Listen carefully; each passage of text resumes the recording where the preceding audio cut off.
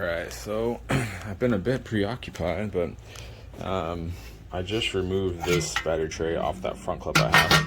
Totally forgot to film any of it. I just wasn't thinking about it. Let's go look at the half clip.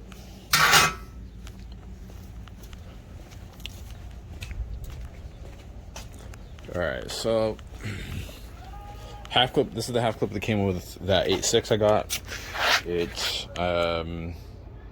was basically just a decent front half clip off of an 86. Had the radiator support. My card came with a trash radiator support, so I cut it off, replaced it. If you follow my videos, you already have seen that. So what it also had was a battery tray. The car I got has a hacked battery tray, so I pulled this battery tray out and basically just, it was already kind of, it was a little rusty from the battery leaking, but I drilled out the spot welds. You can see that one didn't even need to be drilled out.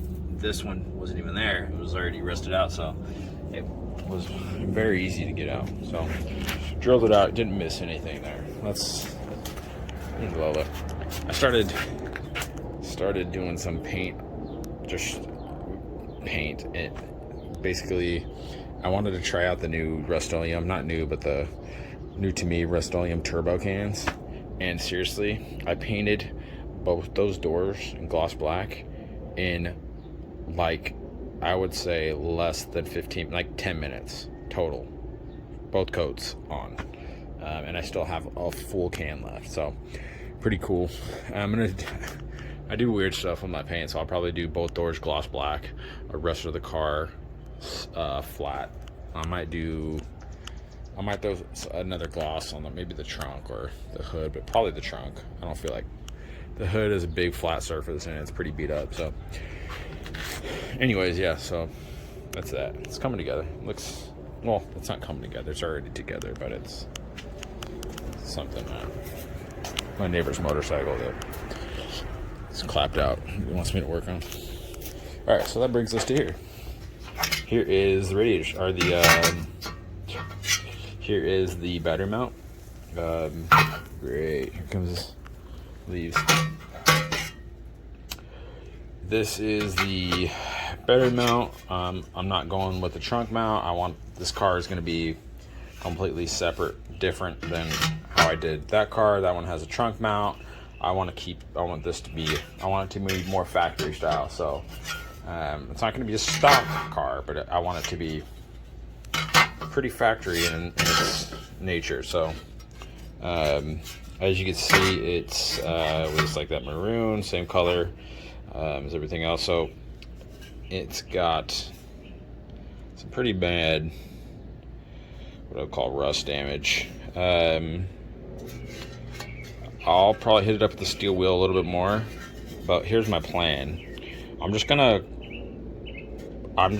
to get all the big chunks of rust off, and then honestly what I'm going to do is I'm just going to cut out a piece of metal that is this shape. Not too thick, just whatever I could get, you know, at whatever local store will sell me some metal, probably Ace or whatever. They have sheets of metal, or like this paint shop I go to has various metals you could buy there in small quantities. So I'll probably just cut it out, place it on top here with this cut out.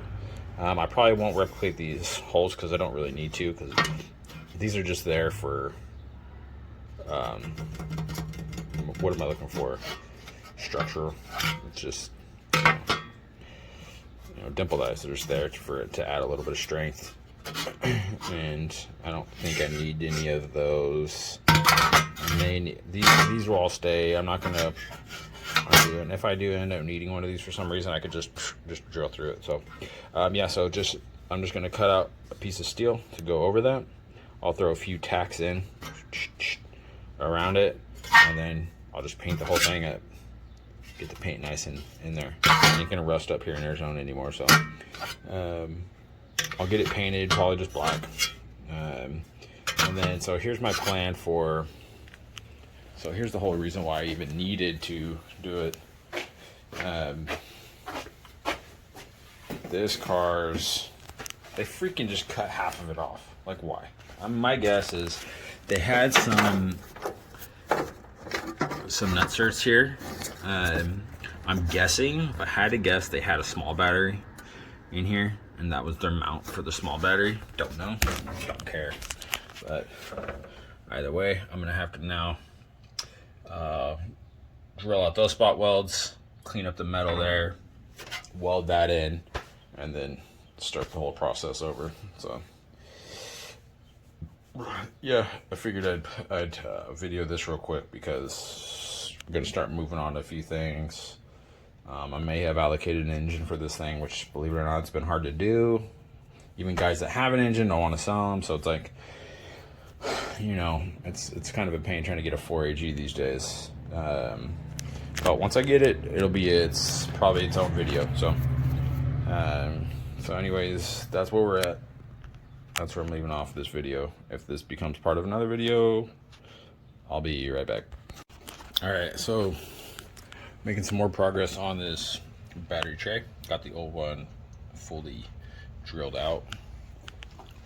All I gotta say is if you're drilling out little spot welds, one of these bits, see it has like a little starter on it. Man, this made doing drilling out spot welds so much easier. So anyways, old battery trays out. Got the engine mostly painted up, waiting on a few parts, but waiting on some stuff there. Got some stuff situated, kind of getting ready to go. I'm waiting on a timing belt kit. My gasket kit's in, so I got a clutch kit coming in, so kind of checking everything off the list in a quick succession. So I got to oh yeah, I'm soaking the intake manifold and some degreaser stuff to get it nice and clean. I just coated it real quick with some self-etching primer. Trying to decide what I want to do, if I want to paint it. I might just leave it like this and then throw some paint in, and the plan is to, I said I'm just going to get a piece of sheet metal that fits over the top of this, and then I'm just going to tack it in, tack it around. And so for now I'm just going to toss this in as is, even with that thing. Don't really care. Down the road I want to fix that, sure, but honestly don't care. I'm not sure. I guess I could use the same gray paint. I don't want this to stand out, so I'll use all the same gray paint that I use for the rest of the engine bay. So this looks factory. I'm gonna have to strip all the paint off the sides here, so that way I could weld it. Let's see. Yeah, well, then once that's in, I could toss a battery in there and actually start doing some more electrical testing. I'm pretty confident now with my wiring. I would say I'm like 90% confident, maybe 85% confident on what I'm going to be doing for the wiring. I have a few different wiring harnesses to work with. One has the third plug in it that needs the constant battery and the switch battery, so we'll see what's up with that. Sorry, this is a kind of a hasty video. Engine's been soaking with oil.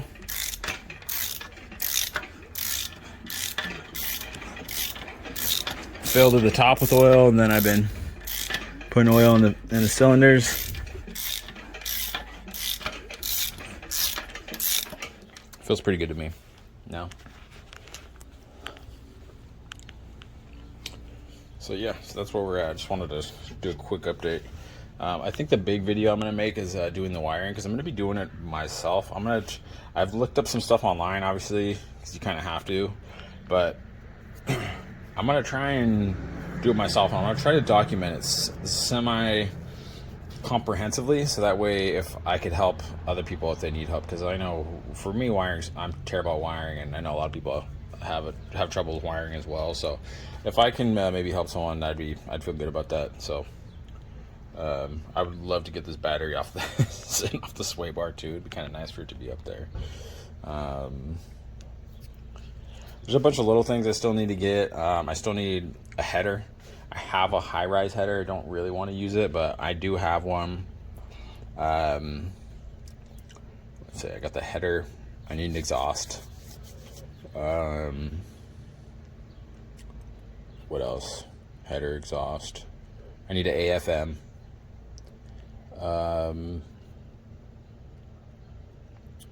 The piping with that. I need to figure out the line, the fuel line going from the, so it's got an inline pump, inline high pressure fuel pump. I need to figure that out going to the fuel rail. Probably make an adapter of some sort. Not the end of the world, but just little things like that I gotta get sorted. So anyways, that's where we're at. All right, so more progress. Ground strap strapped to the chassis for now because I don't have an engine to strap it to. So power right now is just going to the chassis harness. So obviously don't have an alternator or starter to hook that to. So it's just hooked up where it can for right now. Next step is going to be,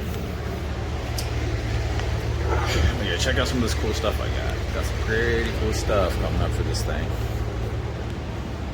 Pretty exciting. Got some pretty hard to find stuff here, so pretty excited for getting that thing in there. So now, basically this guy,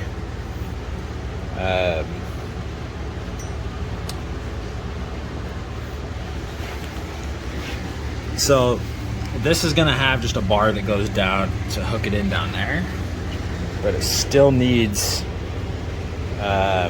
this to get connected here. So I need to either, there's a couple ways I could do it. I could either strap it straight down there with another barb, or like the little hook bolt thingies that these things normally have, or I could just bolt something here and then allow it to extend out to here, which would be the easiest, which is probably what I'll do. Honestly, I like easy. So but we're starting to look like it's ready for an engine. It's not just a shell anymore, you know what I mean? You come up to it now and it's like, oh, that's a car ready for an engine, you know what I mean? So pretty happy. All right, so this is going to be the end of this video. I got this battery bracket mostly made. I got to get the little rod that goes down and actually clamps it into the battery tray itself, and that'll get it tight. Got to do a little bit of relooming down here. I got to figure out exactly. We have a couple spare wires coming off the fusible link thing, so I got to figure out exactly what those go to, but let's see what happens.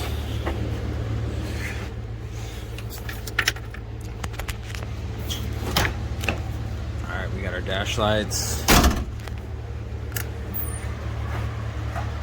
we got our